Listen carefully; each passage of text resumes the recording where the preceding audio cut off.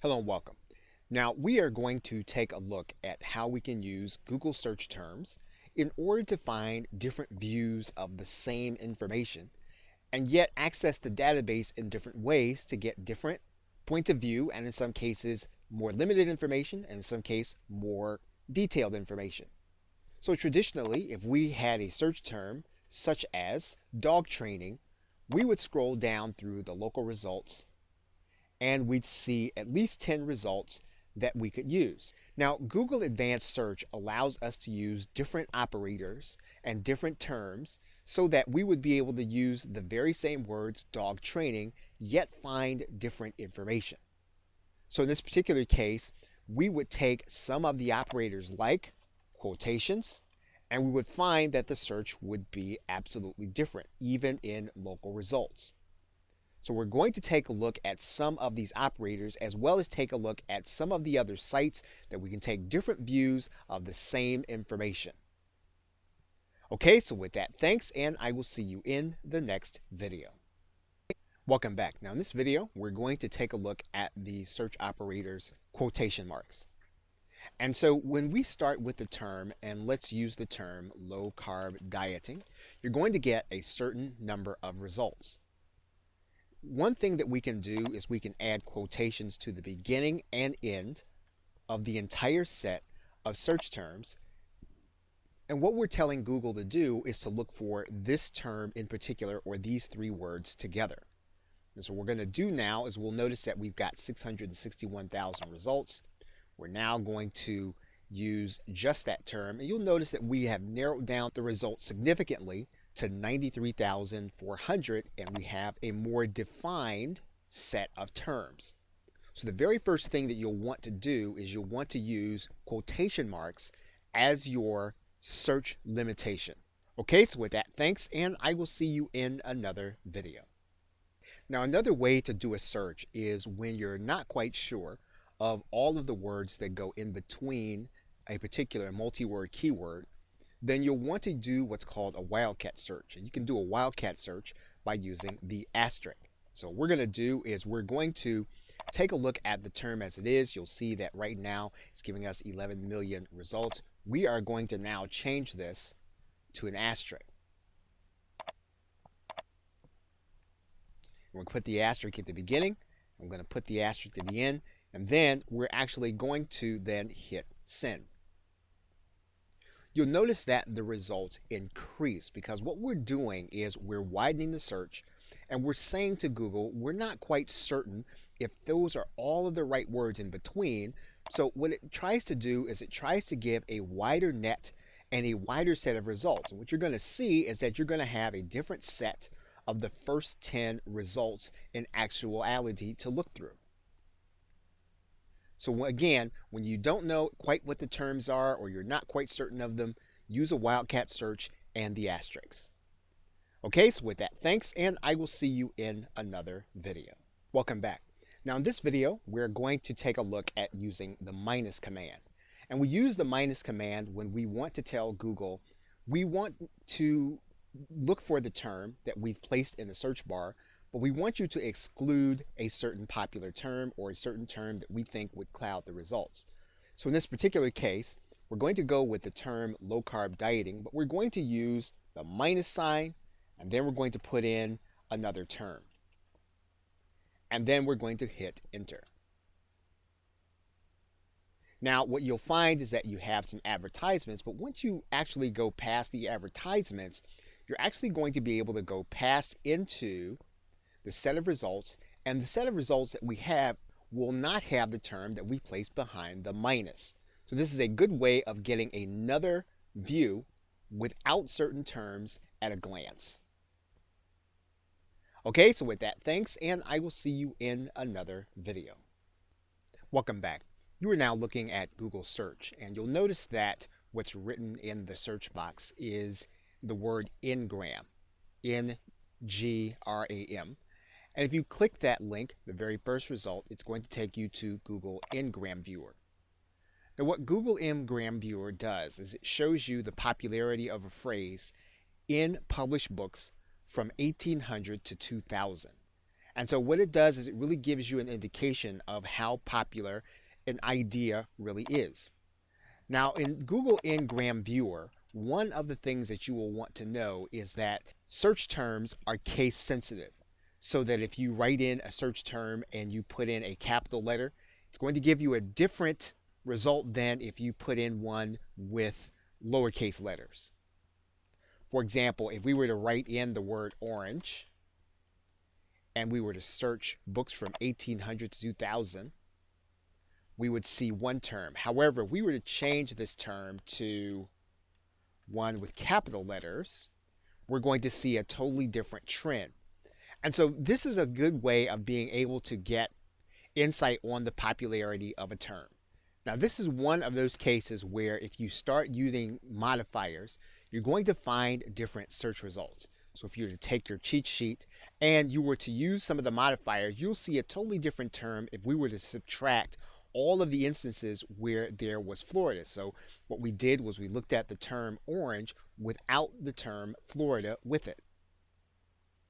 Now, if you wanted to use the chart in your marketing, one of the things that you can do is you can actually embed the chart. So in this particular case, what we're going to do is we're going to click Embed Chart. That's going to give you an HTML code that you can actually cut and copy and put inside of your website. And you'll see the chart now posted here inside of a website. So every individual chart that you actually put together, you can actually embed that chart in a website. And when you're looking at Ngram Viewer, if you go into the About tab, one of the things you're going to discover is that Google Ngram actually has its own set of search terms. And so you want to make sure that not only are you using the search operators that were discussed in the first video, but that you also look specifically at those that are going to work inside of Google Ngram search.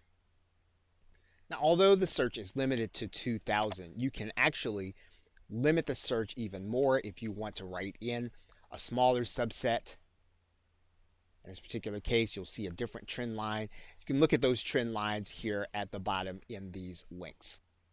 Okay, so with that, thanks, and I will see you in another video. Welcome back. We are now going to look at the piping command.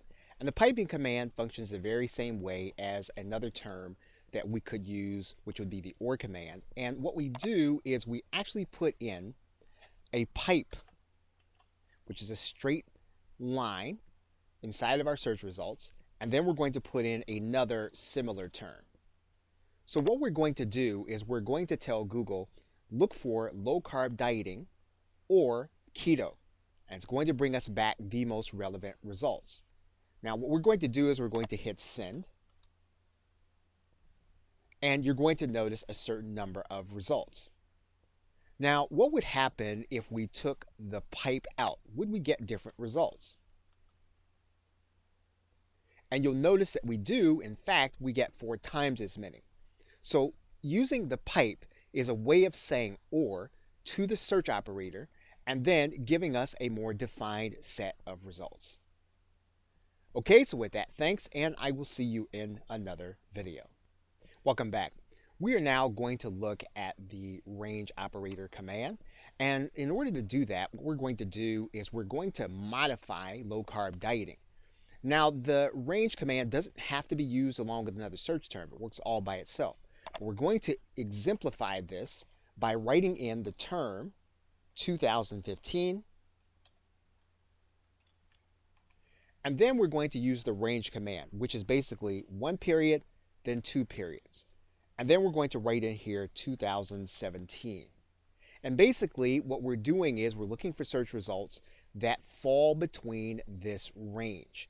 So we're going to go ahead and we're going to click this link. And again, you're going to get a different set of results. Now, we could change this. We could do something that would be 7 to 30, and then we could write days.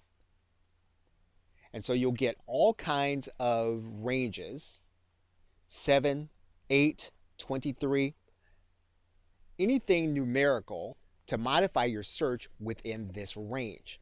So again, it's a great way of being able to limit your numerical choices if you're going to put them in the search bar.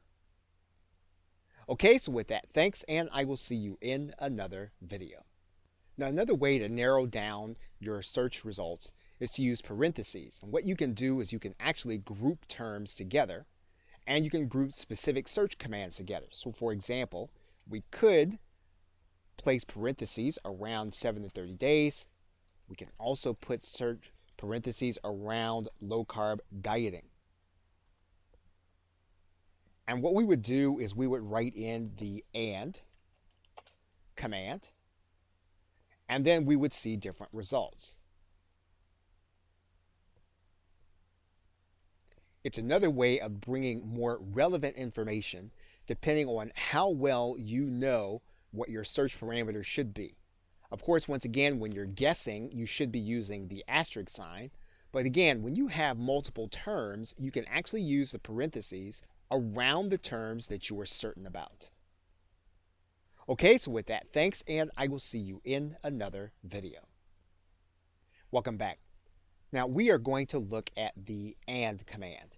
And what we are telling Google when we use the and command is to only bring back results if we put in the terms that have everything that we put around the and command. Now when you do this, you must use the and the and has to be capitalized. So all of the letters have to be capitalized, and we then must write in the second term. So everything that's going to come back will actually come back will only have sites with these two results in it. So we're going to actually go ahead and hit enter. And you'll notice then that all of the results are relevant and they have both terms together. So this is a great way of being able to combine ideas, but to only bring back those sites or those results that have all of the ideas involved. We can actually add in a third term. What you'll notice is that the results get smaller because we're saying only bring back the sites with all of these terms together in the same site. Okay, so with that, thanks, and I will see you in another video. Welcome back.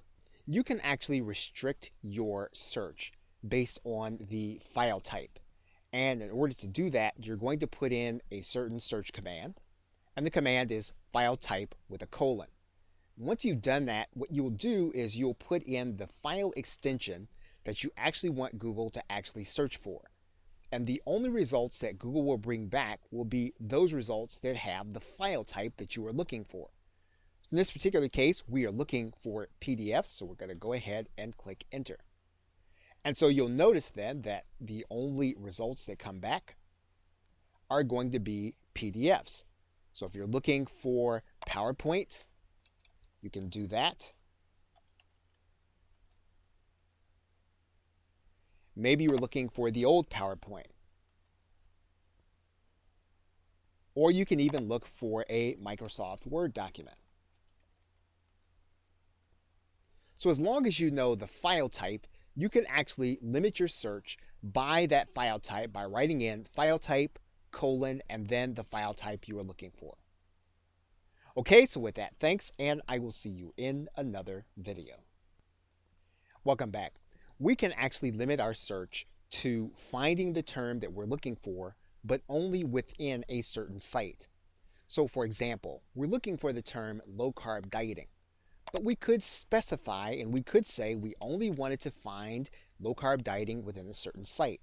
So we'll want to place the word site, then colon, and then we may want to put the site in there. In this particular case, we could use ebay.com. We'll click enter, and the only results that are going to come back are going to be those from ebay.com. And we can actually do that with any top level domain as long as we have the site term that we want and then the site that we are looking for. We could change this to Amazon.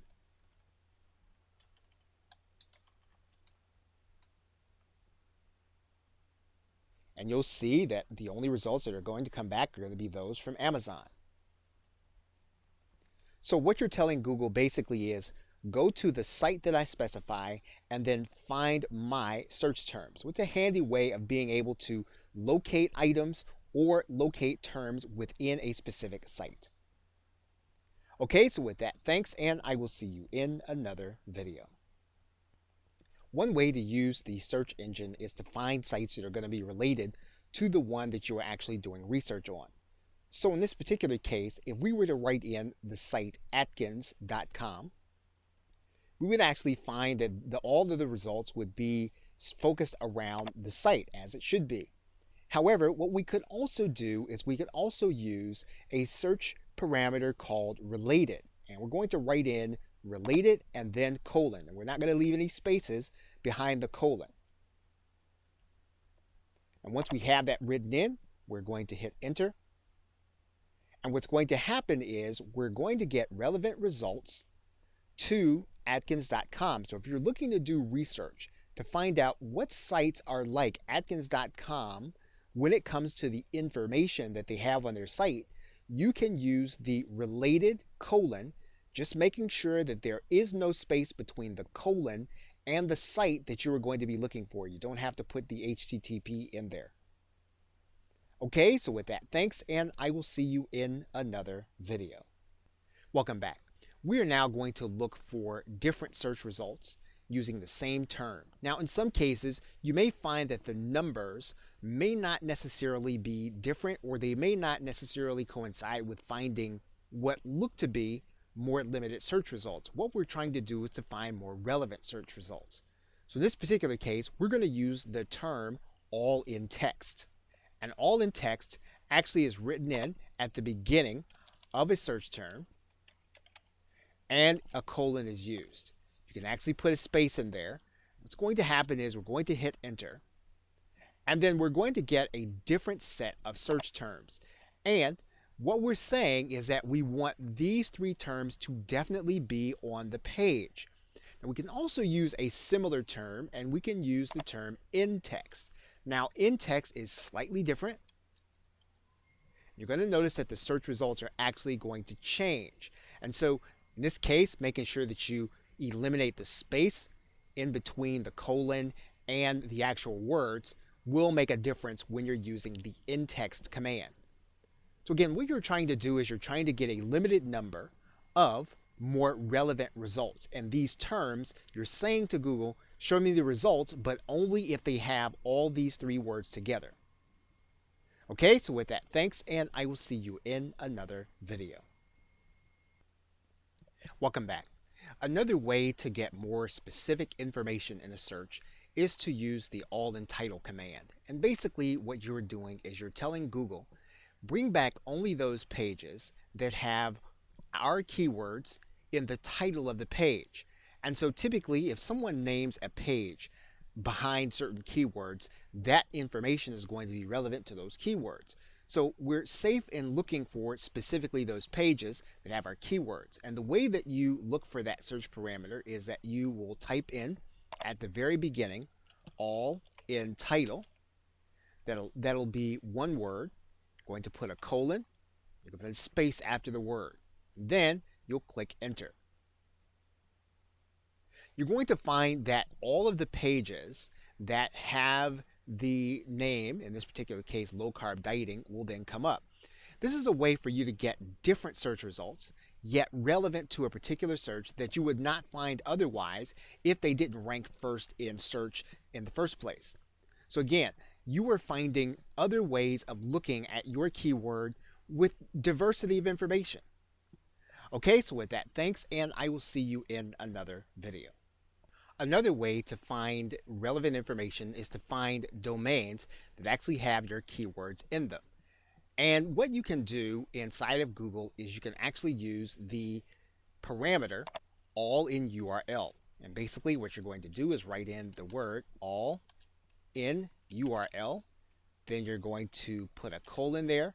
You're going to put a space there. And then you'll click enter. And then once again, you're going to see a different set of search results, and you're actually going to see sometimes pages or subdirectory pages that will have your information. So again, these are going to be different search results. They're going to be highly relevant, And typically, the first searches are going to be the most relevant, and they're going to be searches again that would not normally appear in a typical Google search if you were looking for relevant information. Okay, so with that, thanks, and I will see you in another video. Welcome back. Typically, when we use hyperlinks on the web, we will use a word and then use that word to mask the link going back to a specific page. That's typically called anchor text. So in some cases, a web page may have anchor text. In this case, it may have the anchor text with your keyword, and it will link back to certain sites.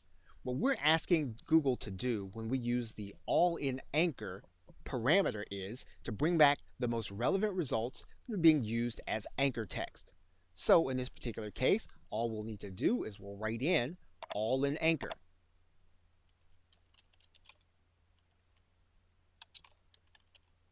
Then we'll click a colon, and then we will hit enter. Now, once again, you're going to see a different set of results and a different set of top 10 results. You are looking at those sites that are being linked to using the anchor text with our keyword. It is another way and another view of getting relevance and for you to see another website that might have valuable information for your research or for competitive research. Okay, so with that, thanks, and I will see you in another video. Now, in some cases, you will get to the end of your search results, and you'll see a message from Google that says something like this, that in order to show you the most relevant results, they've omitted some. However, you may want to have it so that you can get all of the search results shown. And if you're going to do that, you're going to append the URL with a certain parameter. So we're going to place the cursor here, and what we're going to do is we're going to put in there filter equals 0 after the and sign. And so what we're going to do now is we're then going to click enter. Google will typically want to know if you are a robot. You'll say you're not, and you'll click submit. And what you're going to find then is that you're going to have a lot more search results showing at the very beginning, and they're not going to be filtered. So you'll have a different set of search results, and you'll actually be able to tell which ones might be more relevant to what you're doing than the regular search results from Google. Okay, so with that, thanks, and I will see you in another video. Welcome back. Now, another way to actually look at our search information is to get more specific about where the words need to appear on the page. And we can use the around command in all caps so that we can determine the distance between terms that a word can appear. Let's take a look. So for example, we would use the term around in this case. We would use all caps.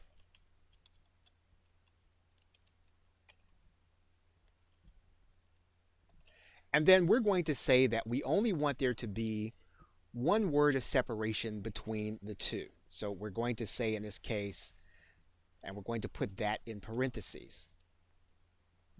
Now, there can't be any spaces between all of these words, so we'll need to eliminate those. There can be a space here. So we've said low carb can only be separated by one word. So now we're going to click enter. And you'll see then that our search results are going to change again. And basically what you're going to see is that there are going to be a lot more instances where the words low carb diet appear, because we've said that we only want those pages where the words have this proximity, could only have one word separating them. We could change this now to 2, and we'll get a different set of search results. And you'll see that here. So the around command gives us control over how our keyword can appear in the search results when Google retrieves our results. Okay, so with that, thanks, and I will see you in another video. Typically, when you are doing a search, Google will attempt to bring you the most relevant results. And in some cases, it may or may not bring back the exact word. In this particular case, you can see that where the search term is dieting, and in some cases, Google brings back low carb diet, believing that this is most relevant. However, we may very well want our search to reflect only low carb dieting, and we can actually take care of that by going into our URL. We're going to go all the way to the end, and then we're going to put into the end and sign TBS equals LI colon 1.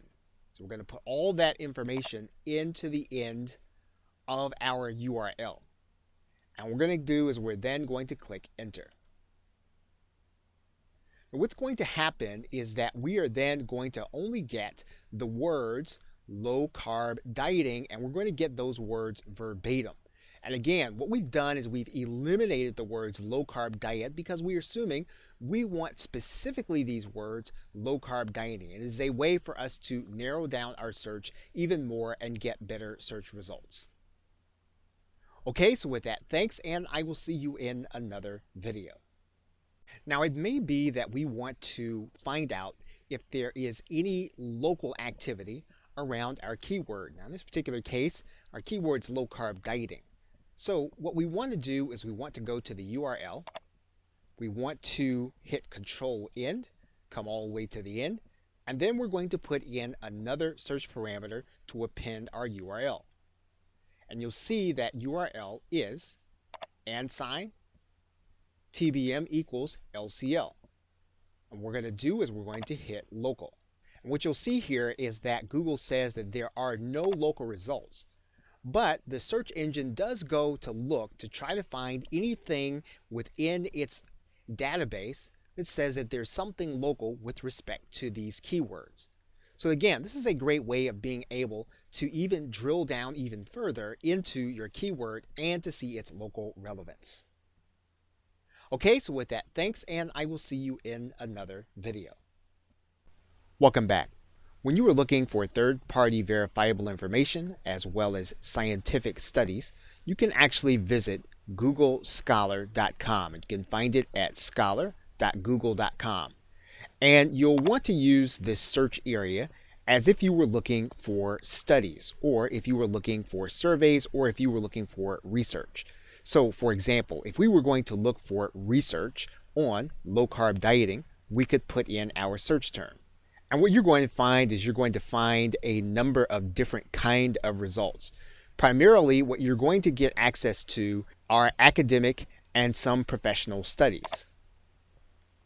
In some cases, you will not get the entire article. You may get access to some of the findings, and you may have to go beyond that or have a subscription to get the actual study. However, in most cases, you can look at the abstract, and the abstract will give you the basic and the most concise understanding of what the study actually says. And in most cases, this will probably be enough for you to summarize what the study says as well as to quote it in something that you are doing. Google Scholar will also allow you to create an alert where you can have new items sent to you. But one of the most important things that you'll want to do is you'll want to be able to take your operators and you'll be able to use them inside of Google Scholar. So in some cases, we might use a symbol operator and get a different set of results. So you want to take your cheat sheet and you want to use different sets of some of the search elements to use it to find different items in Google Scholar. But taking your search term will actually give you the opportunity to get third-party verifiable information that you can use as proof and or social proof. Okay, so with that, thanks, and I will see you in another video. Welcome back. Now, another way to use Google Scholar is also to look for legal research. And in order to do that, all you really need to do is to click the case law button. And what you can do is you can actually search for the level of court that you are going to be looking for the information from. So, for example, if we wanted to select a certain court, we can actually select that court inside of Google Scholar to modify our search results. And then what we're going to do is we're going to put our search term in the box. So in this particular case, we're just going to put in dieting to see if there is any case law regarding that. And you'll notice then that we have case law that is related to dieting. Now, of course, we'll want to narrow this down and we'll want to use our search operators, but this is a very good way of being able to do research behind the scenes on certain topics. We can also search for topics at the federal level and or at the state level. So what you want to do is you want to narrow down where you are looking for law or precedent and then do your search within Google Scholar. Okay, so with that, thanks, and I will see you in another video. Welcome back. You are now looking at Google Books Ngram Viewer. You can visit this site by books.google.com/ngrams. It's spelled a little weird. You'll have to type in the letter N, then GRAMS. And basically what Ngram Viewer does is it calculates the popularity of a term within books from the years 1800 to 2000. So in some cases, you may find that your term may have been part of a published book, and you can write in your term, and it is another view of just how popular the term is. And so we can write in our term, low carb dieting, then we can click enter. And actually, you'll see that this was a term that did not appear before 2000. And so what we can also do in some cases is we can change the case, although that probably will not necessarily change this particular term. Now, of course, if we were to just use the term dieting, that word would probably appear lots of times in the course of the last years. And you'll notice that the term really picked up in popularity after the 1960s. So again, this is just another way of getting another view of your keyword. And if your keyword was one of those terms that would have been used prior to 2000, you may be able to get some insight on it. Okay, so with that, thanks, and I will see you in another video. Welcome back. Now in this video, we are looking at Google Correlate, which is actually a subset of the site Google Trends. And basically what Google Correlate does is it gives you an idea of what search term actually runs in parallel in popularity to your term. You can actually look at the term over time. You can actually look at the term geographically also. So for example, if we were to look at our term, low carb dieting, we'll be able to look at which search terms ran parallel in terms of its popularity also close to low carb dieting. We can also look at it not only over time, but we can also look at it geographically. So we can look at which terms actually ran together with low carb dieting and which states those terms were most popular.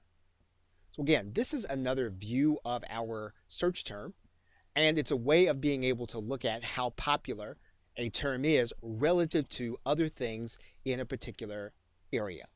Okay, so with that, thanks, and I will see you in another video. Welcome back. You are now looking at the search term, Think Insights, and there is a website that Google has called Think with Google. If you go to thinkwithgoogle.com, what this site actually is it gives us the marketing significance of certain topics in internet marketing as well as marketing in general. So what we can do is we can always look at our term in light of some of the research that Google has been doing. All we'll need to do is to use the search and then write in our search term. Now, it may be that our term doesn't have any particular relevance, so we might need to broaden it. And in this particular case, we might have to broaden it again.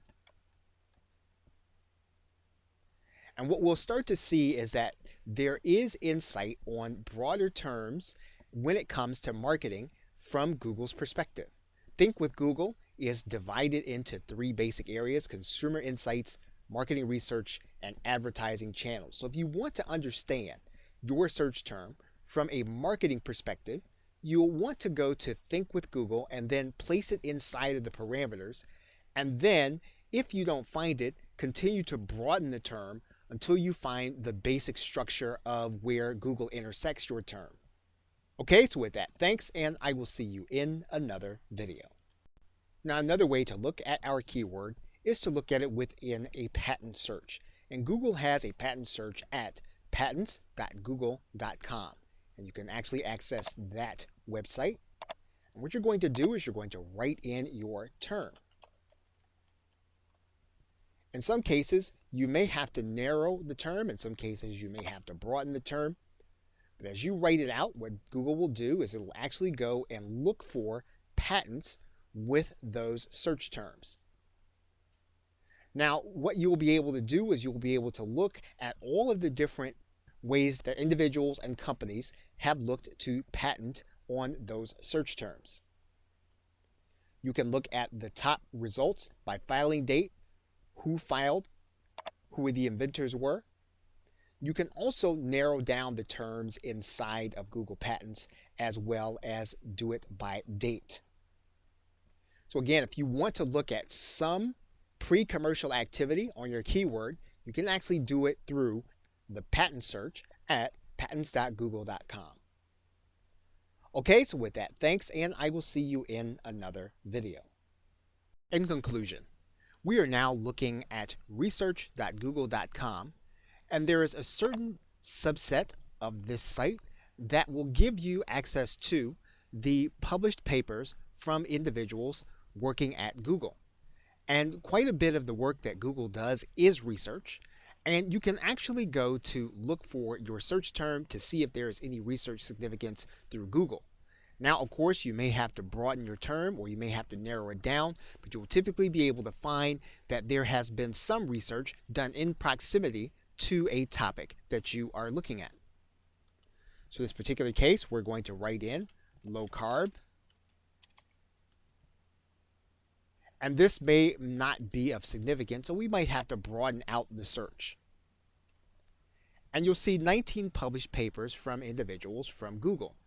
Now again, this doesn't mean that it will have direct relevance in terms of the research that you're doing, but it will give you insight as to what the people at Google are doing around your search term and how it relates to how it's being treated in the index.